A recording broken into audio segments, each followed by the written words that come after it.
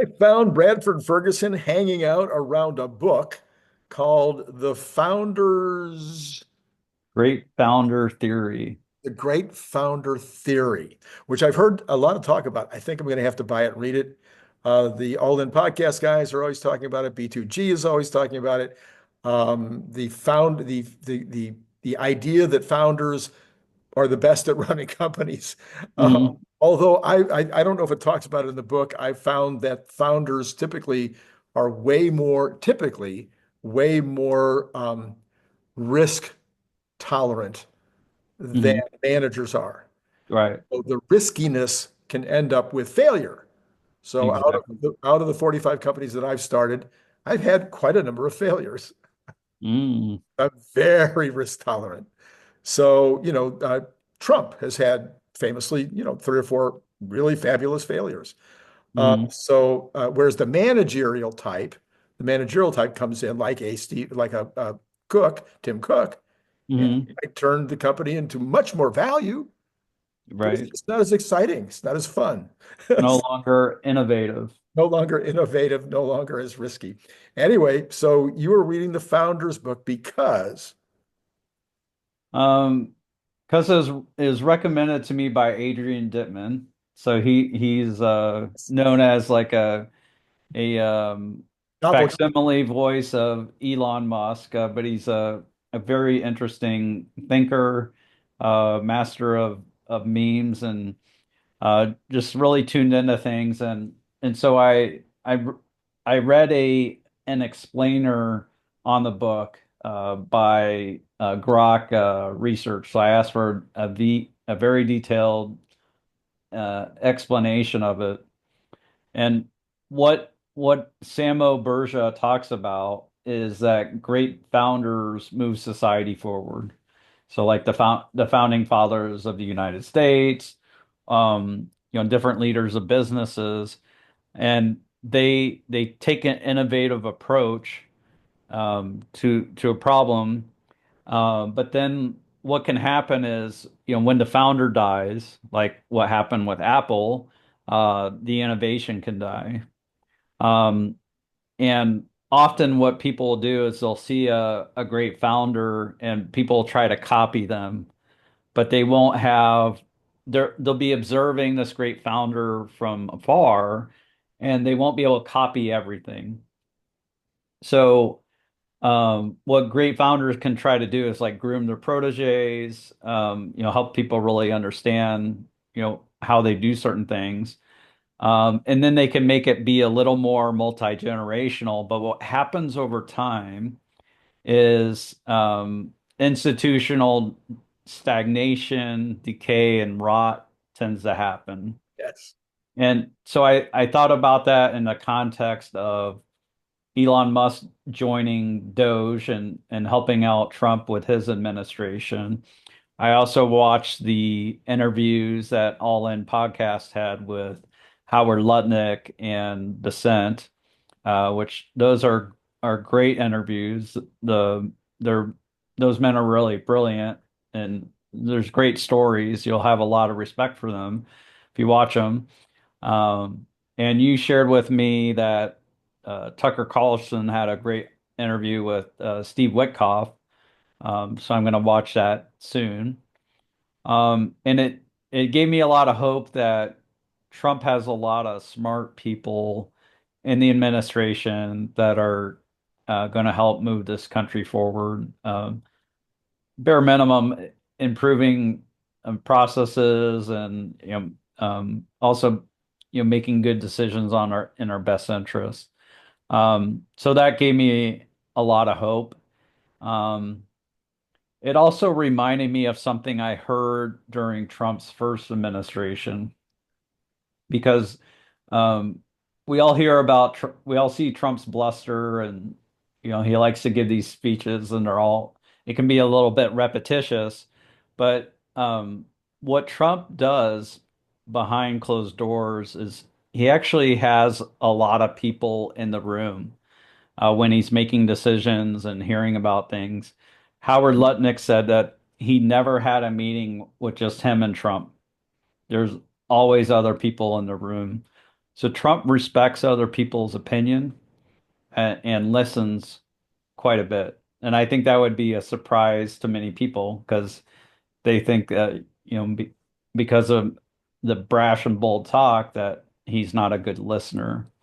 Um, so it just reminds me like it's very important to go to the source. And I think it's great that we have these long form podcasts that we can listen to. And the way I found out about Tesla before was the Joe Rogan podcast and the one where he smoked pot on the podcast. And before all that, I got to hear how thoughtful Elon was. He would think about each answer, and he's very deep and clear thinker. And then I watched Autonomy Day after that. That was like a few days after I watched that Joe Rogan podcast. But what kind of triggered me a bit with Elon's appearance then was how unfairly the media treated Elon about it. I remember the Harvard professor coming on TV and saying, no Fortune 500 CEO should ever smoke pot, not even after hours or, where it's legal. And I thought, there's something wrong going on here, something not quite right. Um, because while I wasn't a pot smoker, uh, it just didn't rub me the right way that the media was saying this or allowing this to be aired. Yeah, so the reason I wrote the first book, The Elon Musk Method, is because for a very, very, very long time, I've had a very clear idea about, or had some very clear ideas what I believed was important in leadership. Hmm. And Trump has it in spades. Elon Musk has it in spades. Obviously, that's why they've gotten where they are. And that is you have to have a clear mission. Hmm. Your mission has to be something that you are willing to go over, under, around, or through, whatever it takes to get to. And then you should have the ability to communicate that vision. Neither Trump nor Elon would ever win any contest in a speech class. Neither one of them would be, you know, sh thrown up as an example of a great way to construct a talk and get your point across. And Hmm. yet, I consider Musk to be maybe the best communicator I've ever seen. And Trump isn't far behind. The repetition has a purpose. Hmm. He's trying to make sure that all of the stakeholders get it. Right. The employees get it. The investors get it. The customers get it. In his case, that would be the voters get it. Hmm. Anybody that's a stake the vendors, the suppliers get it. Hmm. The other countries in his case get it. So if your mission is clear and you restate it over and over again, everybody's gonna say, okay, I get it. That's what his mission is. And by the way, he's consistent and Hmm. he's always, the mission hasn't changed. And he says, this is what I'm going to do. And then he does it.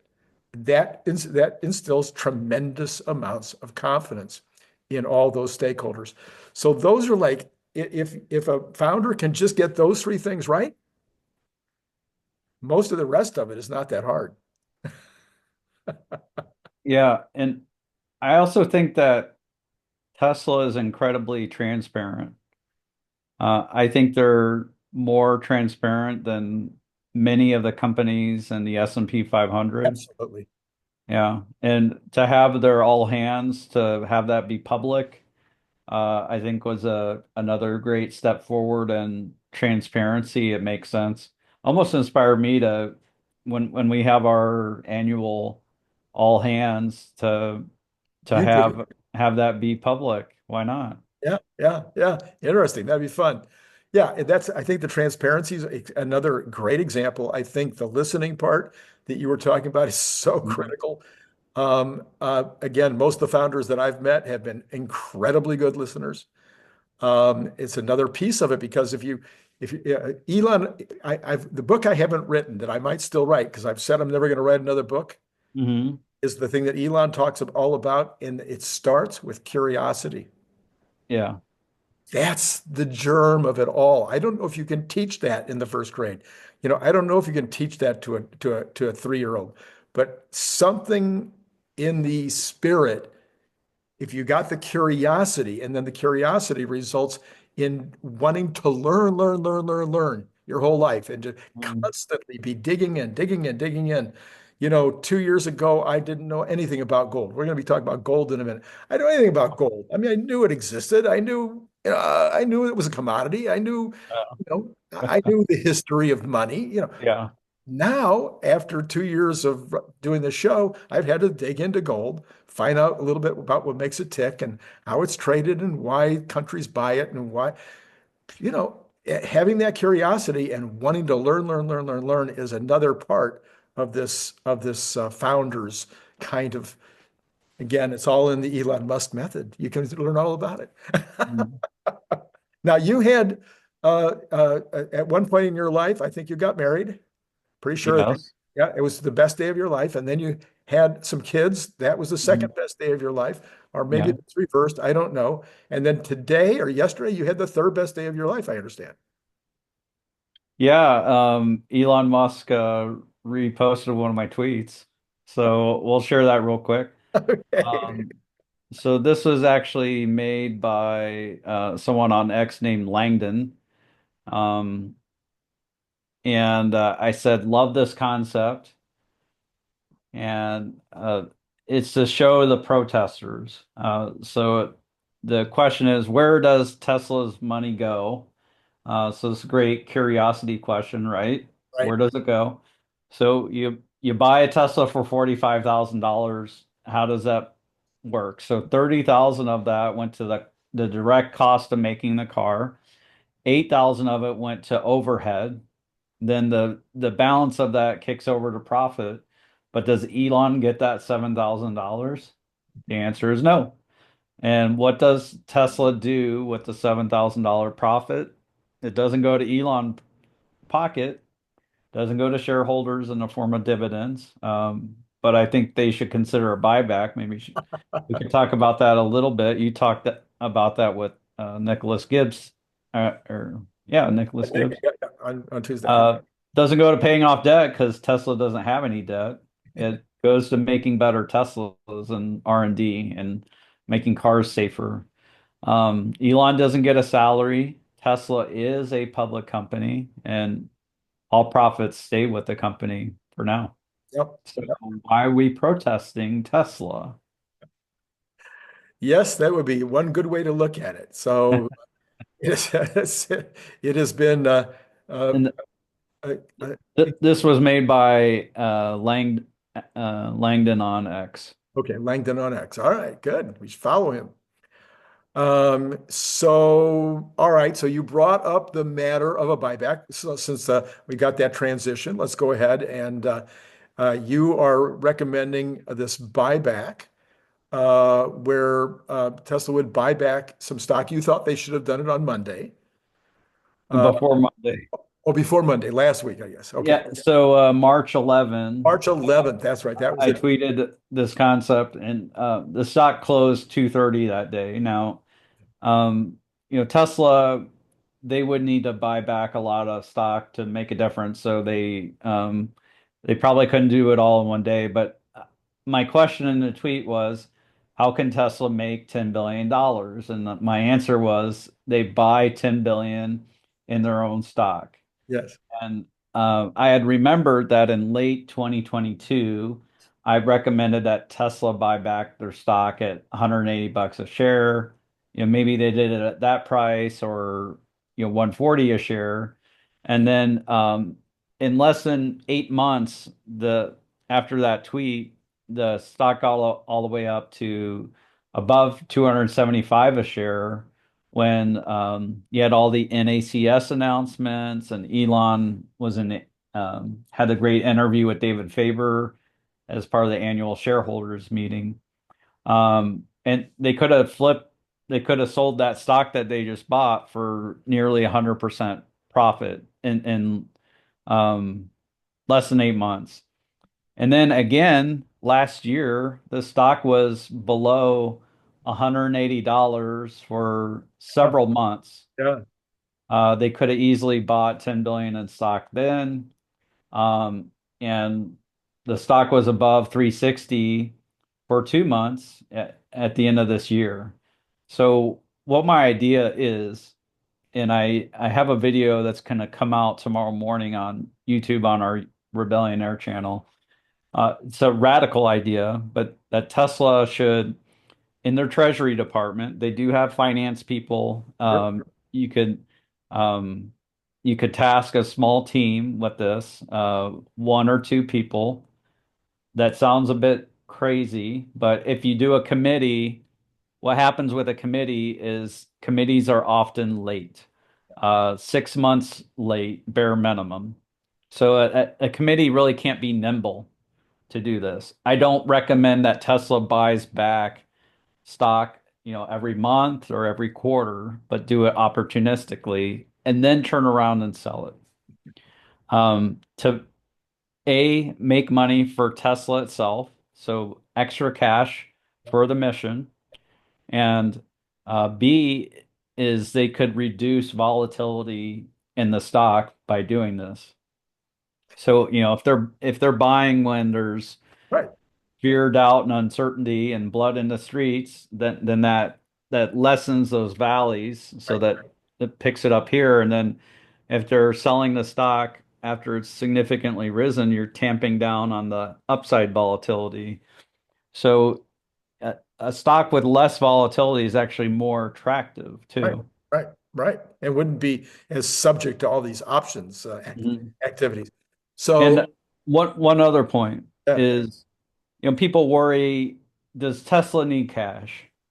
And I cover that in the video, but I'll say that the number one potential use of cash for Tesla is if they make a bunch of robo taxis and keep them for themselves, make a bunch of cyber cabs or Model Ys to do the same thing, or compacts to do the same thing.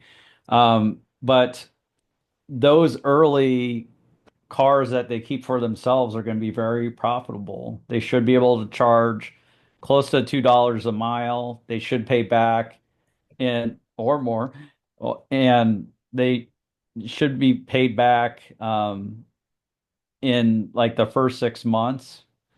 yeah. And there's no way that Tesla is suddenly going to make 1 million in their first year. You might think that, but Unboxed, unboxed. maybe, Three maybe factories. could surprise us. But I don't think they're going to make that many, even when they're serious about starting it. And all the while, Tesla can open up the whole robotaxi to other cars that have already been made and paid for by Tesla owners, and they can collect a portion of that sale. And that helps with the cash. So I talk about other potential uses of cash in the video, but that's the main idea. Go ahead, Well, Randy. I'm not worried about whether they need cash or not, but they do need profits. Hmm. And so, to the extent that they buy something low and sell it high, whether that's Bitcoin or whether it's their own stock, Hmm. it sounds like a good idea to me. Now, I'm just curious. I asked this of two different people, and neither one could come up with an example. I have not asked Grok, but I'm going to ask you, has any company ever done this? Have they ever traded their own stock um, on the idea of making money on their own stock? No, but Tesla, That'd be a first timer. Elon's a great founder. He's a rebel. Yeah. Yeah. He's a rebel billionaire, and I think it. I think there's something to it. They probably won't do it, but Uh-oh. I think it's a great idea. Of course, I would say that's my idea, but um, They should buy, if they don't what buy I their can own stock, why couldn't what they I buy can XAI? what I can share with you are two cases where companies sold their stock. Yeah, So Lemonade, early in their life as a public company, right. they sold their stock at something like $160 a share. Mhm. And that was a great sale. Mm. The CEO thought that the company didn't deserve that valuation at that time, and they sold a bunch of stock at 160 a share. And it went to the mid 30s, but then it went down to like 17, that kind of thing. That was a great sale. MicroStrategy, you have CERN Basher on your show quite a bit, and their stock is, in my opinion, overvalued because it trades at a multiple to their Bitcoin holding. Right, So they're selling their stock because it's trading at maybe 2.5 times the Bitcoin value, right. and they're turning around and buying Bitcoin with it. Yeah, yeah, yeah. So like that's a smart thing to do. Or again, as I was talking over you, and I'm sorry, but they could also buy some XAI stock. Mhm. That would be another good purchase with the idea of holding it, but maybe selling it at some point if the value is high. So yeah, there's a lot of potential fun things. I think it's hard to imagine a a soon use case. If it was me, I would be building five uh, uh, mega factories, Factories. at least five mega factories right now. Oh, mega factories. Oh, yeah. Absolutely, Yeah. 100%. Car factory. Mega factories are your best return on capital. I'd be buying them. Um, I'd be as building far them. as buildings, you do need to line up the supply of battery materials. Yeah, yeah. Um, and you do need a workforce, but yeah, the if you can get the battery materials for it, mega factories it would be a great investment. Also, Even if Tesla suddenly built like 3 gigafactories, that they would still only be using like half of their cash. yeah, exactly. So um, it's important that they get a good return on their cash if they're going to sustain a high valuation over time. Right. Um, before Steve Jobs died, Apple was trading at a pretty low valuation. Uh, it was like it got near to like an 11 PE, like it was crazy. Um, and part of it was they had all this cash and they weren't earning a return on it. There was no dividend, there was no buyback. And since then, they bought back, according to Grok, over $700 billion of their own stock. And that's made all the difference in the return of the stock Sure, because sure. earnings haven't grown um, as quickly as the stock has grown for Right. Apple. Yeah, all good stuff. Okay, so as long as we're on a roll here, and this is by far, I think, the most innovative program I've ever put together so far in 2 years. So let's keep going. You have been talking about gold the last couple of days, and there's been some people out there talking about gold in some very unique ways. Talking about the Trump administration maybe going to be making a very unusual move. Well, not totally unusual. Anyway, what have you been talking? I haven't zeroed in on this conversation that you've been having on gold. So help me out. Tell me what you've been thinking about with gold. I think you might have your wires Oh, crossed a little bit, I have you confused with somebody else. Uh-oh. but there was a really interesting stat around gold. So the Atlanta Fed, you know how the Atlanta Fed was predicting this huge drop in GDP? Yes. Well, one of the inputs to their model was the amount of gold that was either leaving the US or being flown back to the US. That way. Yes. And because of all the gold being flown back to the US, it was saying that the GDP of the US was going to go down into like a sudden recession. Yes. And they realized this. It took them a week or two, but they realized this and they're like, well, we're not sure about this indicator. So GDP is probably going to be positive in the first quarter by like 0.8% instead of like a minus 2.5%. It's positive by 0.8. But I'd say that there's some speculation that maybe the US could go on a gold standard. Is that what you're talking about? Well, similar, but I'm curious what the idea is the that idea you. is actually mark to market. So, Yeah. so right now the Treasury owns the gold. They're on the it's on the books at 42, I think, or $44 an ounce. Hmm. And of course, it's selling for 3,050 or something today. Yeah. So they would mark the market at 3,000, and that would transfer $700 billion of value. And then the Fed would write a check to the US government for 700 billion. It could be used to pay down debt. It could just be used for the general fund. It could be used to it could be used to increase a sovereign wealth fund that might be invested in the S&P or something. Anyway, there's all kinds of things that it might be used for, but having it be undervalued by 700 billion makes no sense. And Right. this person who was talking about it said, and if it goes up, if they did this, there's a pretty good likelihood that the value of gold might go up to 4,000. Then they would mark to market to 4,000 and generate another amount of money for the public. So anyway, I thought that was a pretty interesting concept and something that Trump would do. And Hmm. it's been done three times before, but the last time I think was in 1957, I want to say, or maybe it was after that, but a long time ago. Did the Fed actually give a check? I guess they did, because what else are they going to do with it? Yeah, I think they had to give a check. Yeah. So Wow. I think it was right after the war, maybe. So it might have been used partially to pay down the war debt. I didn't look at that detail. I just know that that's when it happened Hmm. last. They marked it, they moved it a couple of times after the Second World War. So if they get a check from the Fed, which is basically like all the banks in the US, would that mean that we're selling the gold to the banks, or does it just mean they're I think it's loaning just, us the money on the it's, gold? I think it's like it's the US's money. The Fed is holding it. Um, Okay. yeah, so it's a balance sheet thing, I think. Okay. It's just a balance sheet thing. All right. Yeah. Yeah. No, it's like found money.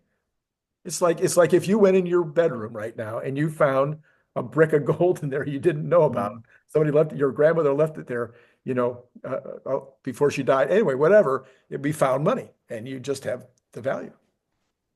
I don't know if we had a little crazy talk around the gold card, the Howard Lutnick gold card, but he seems pretty fired up about the gold card where people can, buy the ability to be in the US on That's, a extended basis. yeah.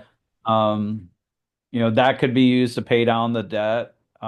There's a potential, depending on how much the debt gets paid down, maybe you do something crazy with the gold. I don't like the idea of a gold standard though, Okay. because it kind of locks the Yeah. economy and into the price of gold and the discovery of more gold potentially. But I'm sure like gold bugs would disagree with that.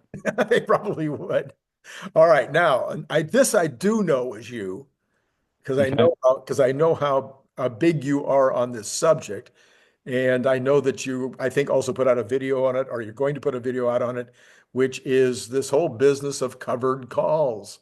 Hmm. I don't know whether you've inspired a lot of people that I know to do covered calls or whether they were inspired on their own, but I Hmm. know quite a few people that are Teslanaires Yeah. that it may or may not be Teslanaires in your rebellionaires, but Hmm. who do covered calls from time to time. So I did not know this about you until I was watching your video. Hmm. You have some background, a small background, some little Yeah. background in options. Do you want to fill us in a little bit on your background in options? Yeah, so I went to Northwestern University and was a statistics and economics major. I graduated early, so in 3 2/3 trimesters or whatever. I think they maybe call it quarters. Yeah. And so with a statistics and economics background, something really appealing for me coming out of college before I had a wife and kids was to take a big risk. And one of the things I did was I became a trader trainee to learn how to be a stock options market maker. This is so long ago, it doesn't even feel like it was me that did this. But for his I life. graduated Northwestern in '99, so I learned how to be a market maker, and then I began trading stock options right before the dot-com bubble burst. But I was a clerk for other market makers as the dot-com bubble was going crazy. Um, I I forget what it was. I don't know if it's Palm or something. Like I was in some trading pits when stocks went into the S&P 500. Um, just really crazy stuff. There was one day where our systems were kind of antiquated. So this is before like 2004. And there was one day the trader thought he was um, synthetically short 10,000 deltas of Yahoo. So that means for every dollar Yahoo goes up, that he would lose um, that he would lose on paper $10,000. And and You meant that. I was like a yeah, delta of and 10,000. our I didn't realize it, but our systems were slow that day, and that wasn't a fault of me, but they just weren't updating, and we didn't have a way of knowing. And Yahoo was up 50 points that day. He didn't have much gamma, so on paper, he went home, laid his head to his pillow. He thought he was down $500,000. We get the sheets in the morning, and it turns out he was long 10,000 deltas, and he actually made $500,000. My God. Uh, but then that next day, the stock was down 25 points, so he gave up half of that gain. $250,000 wasn't Yeah. bad. So that was a fun time. I was in a role where I did do some training of other people to become market makers, and I helped my firm develop their real-time system. So we would get these sheets in the morning that would have our positions on it, our all the options Greeks, so delta, gamma, vega, theta, rho, etc.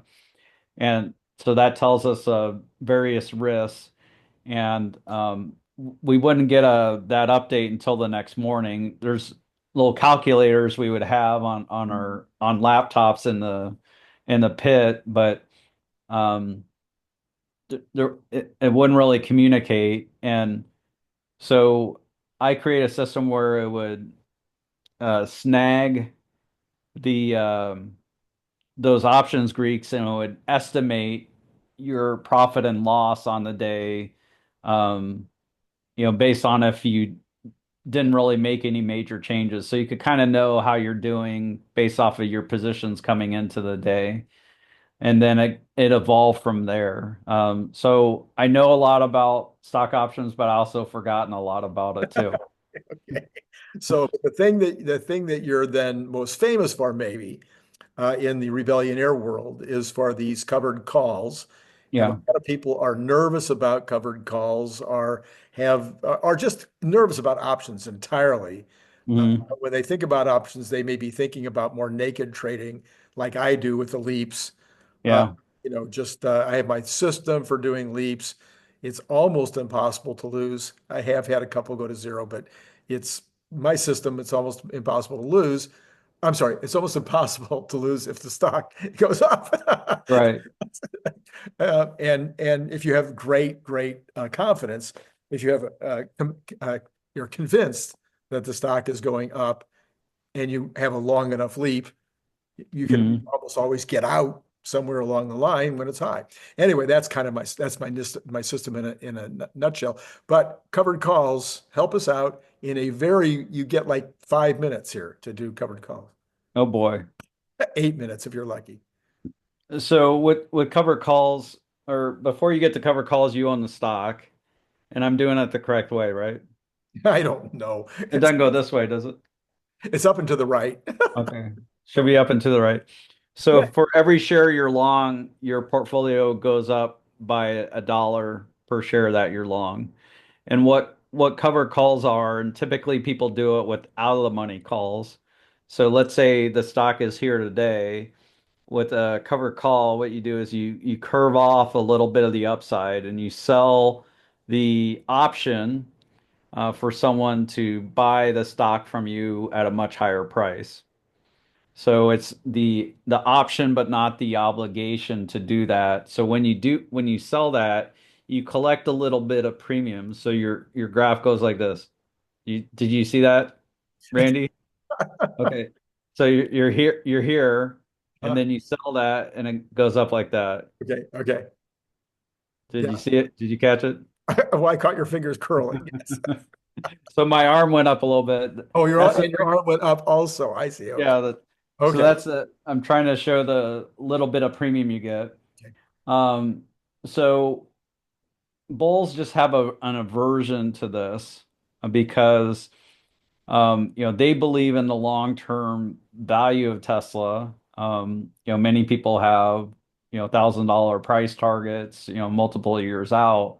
And they don't want to lose their shares capriciously to like a quick move in Tesla stock. This would never move quickly. Yeah. It does that seemingly all the time. So what we do is we do these cover calls on a near weekly basis. And what that does is it allows you to keep adjusting that strike higher. So like maybe week one the stock is here, it moves all the way up to here. But then the next week you're gonna sell with a margin of safety. And so you walk it up. Mhm. Um, yeah, there are weeks where you can lose, and the way to think about it is like in your winning weeks, you get a little bit of premium, and you can add to shares over time if that's something you want. You could also use it to offset spending if you're in a pull down phase. Um, and when you have the losing weeks, you lose shares, so you give back shares, and it could be 10 or 20 times the amount that you make in a winning week. So it's punctuated by um, you know uh, losses that are much bigger than your gains, but provided you have enough gains, it works. And what we point to is the research we did in 2020, where is actually the best year to do cover calls on Tesla when you're using a margin of safety. Mhm. And we do a video about this. So if you search for rebellion error cover calls, we take you through our research. We don't 100% follow the method that we show, but we show a very simple method where you do a same percentage out of money. So like if Tesla stock is 250 a share and you want to sell calls that are 20% out of money, then you would sell the call that's 300 a share. Mhm.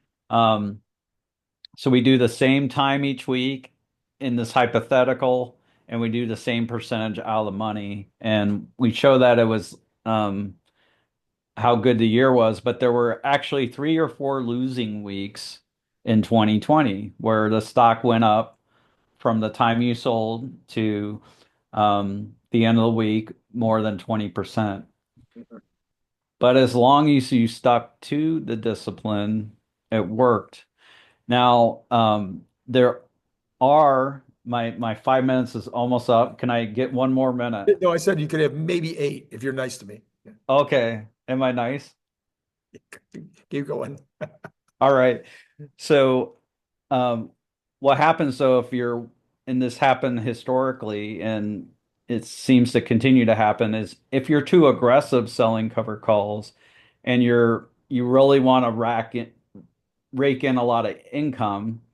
So if you only sell like 5% out of the money and the stock's here, the potential for it to go through your strike happens a lot. Yeah. And you're constantly having to deal with that. But beyond just dealing with it, our research on Tesla stock is that historically it's been a big money loser and would have been terrible in 2020. TSLY uses this for their financial product. They do it with futures, but it's similar where they're earning a maximum yield, but it turns out you lose a bunch of money compared to just holding the shares. The way we practice it, we hope to have it be an additive to shares. So the way we do it isn't not a huge moneymaker. So Just a small I'll money maker. confess that A it's small. not yeah, it's not a huge moneymaker, but it is worth doing. Well, it's interesting that you talk about Tesla because that's like the only other thing I do besides the regular shares and the few leaps that I have. I do have a few thousand, a couple of thousand, few $1,000s in Tesla. I do like that dividend they send me every month. It's like, it ranges from 50 to 75% a year. So TSLY, they cost their shareholders 25% in 2023 versus owning the stock, and they cost shareholders 22% versus holding the stock last year. Okay. And if you look over from 2013 to 2023, so that 10-year period, selling the 5% out of the money, and this is according to our research, would have cost you 85% compared to just owning the shares. You're better off just owning TSLA, in our opinion. Okay. But crazily enough, there's like $600 million or something in that strategy because people see a huge dividend and they just, It's a lovely dividend. yeah, but it's costing you, Randy. It's costing you. Oh no, not that. Well, okay. I guess it's my way of diversifying, but we'll see. I'll have to think it through a little more. Maybe we'll talk about it off camera sometime. All right, let's Well, see. look at the performance of TSLY versus TSLA stock in Just hold. 2023 You're and saying just 2024. you're saying if you just held. Yeah, You're not saying it's a bad investment. You're just saying it's not as good as just holding Tesla. correct. Okay. Okay. That's fair. So it might In be my opinion, and past performance is right. no Well, no, so guarantee of future results. but it wouldn't be a lot different, let's say, than the fact that 80% of our pension money is in just treasuries and index funds, because at our age, that makes more sense than having our money, in anything that would be slightly risky. Randy, do you carry around a baseball bat and hit yourself in the knees? Like, no, you don't do that. So if you want the Tesla exposure, you're in my opinion, you're better off just owning the stock. Okay. All right. Yeah. They released that product during a very terrible and traumatizing year, Hmm. 2022. Okay. So that's when they came out with the product um, around 2022 because adding that strategy to that terrible year greatly helped. I see. Okay. But and I just shared with you 2013 to 2023, which includes 22. Huh? You lost 85% of your shares if you were that aggressive selling cover calls. Gotcha. Gotcha. And our cover calls are fine this week. Every time there's like a big Monday or a big Tuesday in Tesla stock, there's a bunch of people clawing at our back saying, "Oh, cover calls are terrible."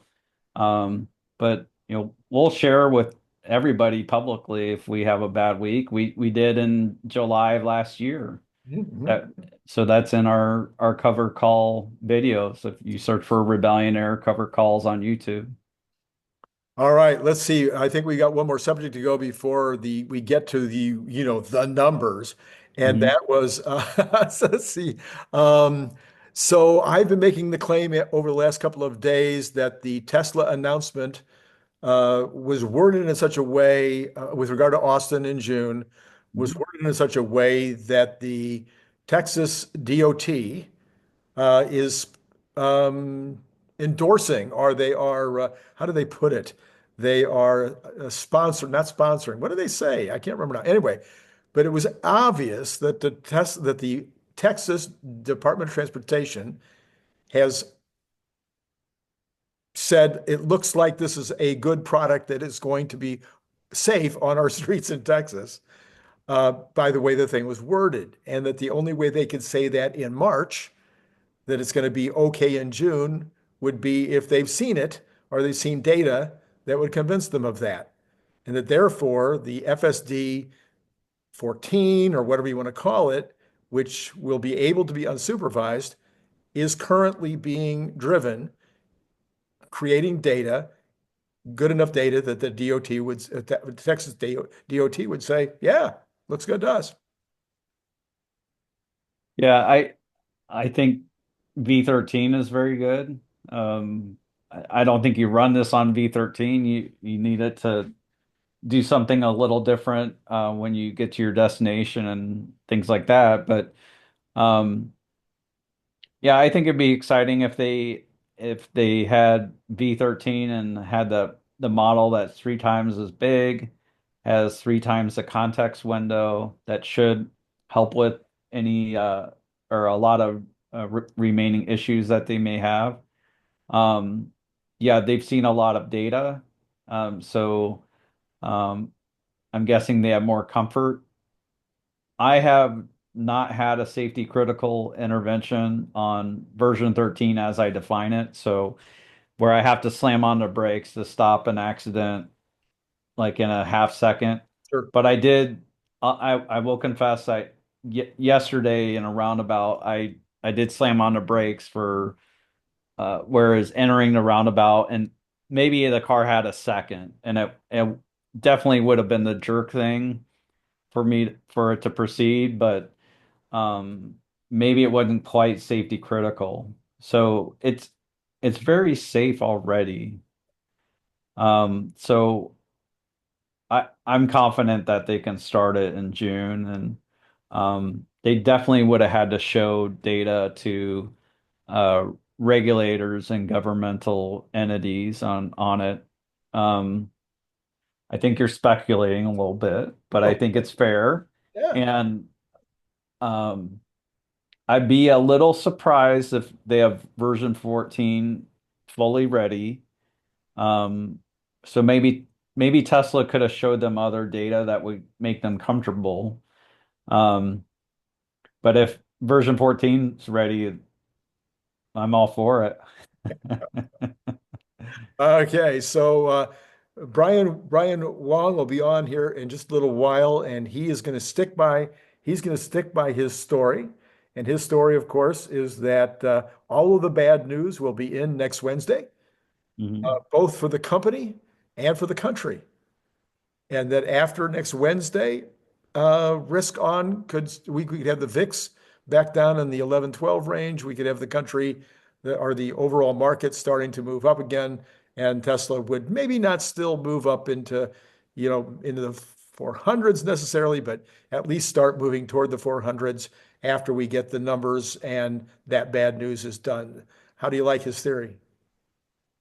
I think it's interesting psychologically because it's possible that the people who wanted to sell because of anxiety around the Trump administration or around Elon or around the Model Y changeover and the temporary sales drop, that perhaps those people have already sold.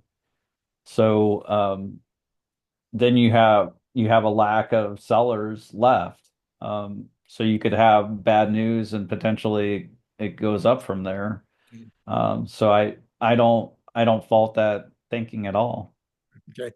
I hadn't passed it by anybody else. I've talked about it a lot, but I hadn't had a chance to discuss it with anybody. It makes a lot of sense to me. My theory has been that we would be choppy starting a few weeks ago. We'd be choppy all the way, both the markets and Tesla would kind of be choppy all the way till maybe the end of April into May.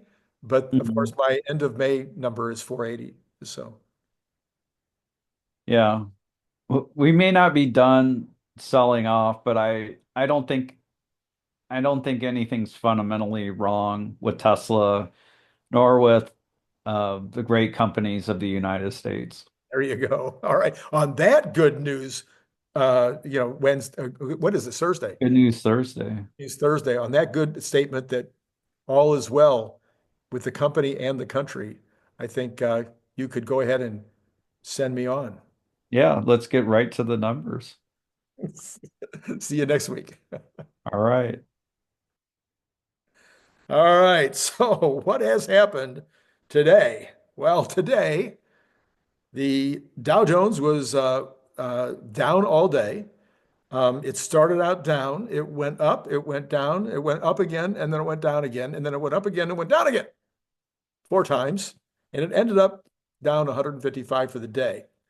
But that's about where it started. So it kind of did a round trip. The NASDAQ, similarly, almost identically, but with bigger swings, ended up 94 down for the day. Let's put these in percentages.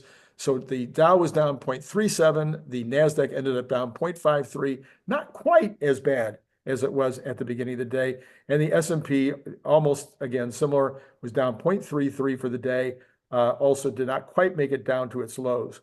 The Tesla story was very different. It started off like a rocket ship and went up, I think, something like 18 points at one point. Whatever it was a lot. And then it managed to come all the way, I mean, $18. It managed to come all the way back down to only being up $1 at the end of the day. And then in the after hours is now down 33 cents. So pretty much a complete nothing burger for the day. Now, tomorrow we have the PCE. And so there's maybe at the end of the day, because there's a big drop off at the end for everything, maybe people got nervous at the end of the day. What's really going to happen with the PCE? Of course, I'm expecting tomorrow the PCE is going to be very solid, maybe at the numbers that are being suggested, maybe even beating those numbers because eggs dropped so much, and eggs actually represent a substantial, in the amount that they dropped, they would potentially be a very big number for tomorrow. But that might already be baked in. Oh, whoops. I didn't do that on purpose, but it was funny. Okay, let's see.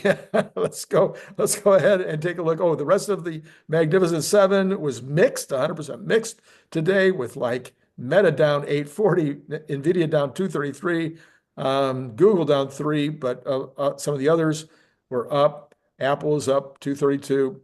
Cathie Woods were all down. Okay, bonds have been treating me poorly, treating us all poorly. The 10-year is finally up, down 1.2 basis points in the early going, in the down to still 4.357, not where I'd like to see it. The 2-year unchanged right now, and the 2-month is got now. Okay, also unchanged. Interesting. 2-year and the 2-month unchanged, but the 10-year down. Finally, let's hope that's a directional thing, and maybe it'll keep going down. We have got the bonds. Just did the bonds. Oil is flat, flat, flat, flat. Natural gas unchanged. Man, everything's unchanged. Everybody's waiting for tomorrow. Gold up another $7.90, another all-time high, 3,069. Silver up 0.82, another all-time high with an asterisk, 35.37. And copper is down 0.10, but still sitting very, very high, up at $5.11. We've got the dollar mixed. We've got the Bitcoin up 643 at 87,000, pretty much at the higher level of the range it's been in recently. And we have got the equities tomorrow morning, also very close to unchanged. The Dow down 0.05, S&P down 0.09, and the NASDAQ down 0.16, which is not nothing. And so that's what you're looking at, a little bit of a continuation of the downward look for tomorrow. All right, as I mentioned, Brian Wang coming up here at 7:45. As far as last night, it was Brian Wang also, and it was fabulous. And tonight's is even better. I mean, seriously better. We're going to be talking about the tariffs, the impact of the tariffs on Tesla. We're going to be talking about the impact of the tariffs on the other car companies as well, and a couple of others. Oh, he'll give his view of what the stock market did today in terms of the technical analysis. and so much more. So that's on later tonight. And then I'll put the Brian Wang video from yesterday up right here. I think that's where it goes. It goes somewhere up there. I'm not really clear, but oh, you know what? I had somebody say they were going to join as a member of my YouTube. I now have memberships available on YouTube. You can still join Patreon, of course, but maybe you'll be number one. I don't think you had joined yet. You could be the number one person, the first person to join as a member. That would be lovely. And I will call you out when that happens. It has been great talking to you